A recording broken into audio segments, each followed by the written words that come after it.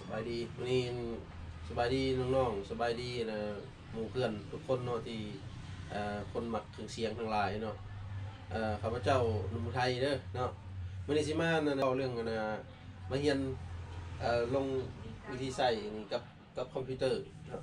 ที่ใส่มิกเซอร์ XA18กับคอมพิวเตอร์เนาะว่าเฮาสิเฮ็ดวิธีได้ในนั้นไปเบิ่งนำกันเลยเนาะมาเข้าหน้าเว็บเนาะ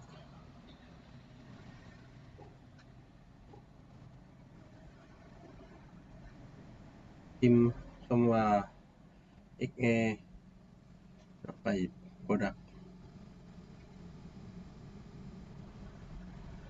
ไปดาวน์โหลดแล้วก็เปิดมาเบิ่งของ Product เลยเนาะเลื่อนลงมาจะมี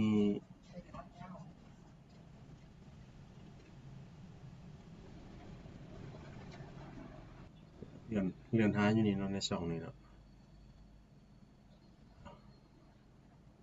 X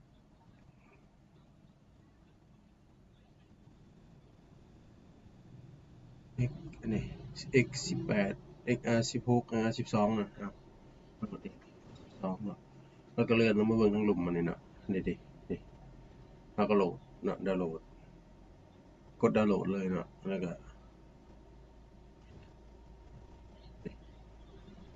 เรียบร้อยเนาะแล้วก็มาเปิด Open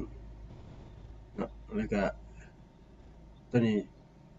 โปรแกรมของคอมพิวเตอร์มันแตกไฟล์มาเรียบร้อยนะเขาก็เบิ้ลคลิกอันนี้เลยเนาะจะเห็นหน้าต่างแบบนี้เนาะหน้าต่างของมิกเซอร์ขอบใจทุกท่านที่ส่งคลิปมาจนจบเนาะสำหรับคลิปหน้าเขาจะไปเบิ่งวิธีเชื่อมต่อมิกเซอร์กับคอมพิวเตอร์เนาะว่ามันจะมีจักรูปแบบเนาะสำหรับคลิปนี้จบเพียงเท่านี้ซะก่อนอย่าลืมกด Subscribe กดไลค์กดแชร์ให้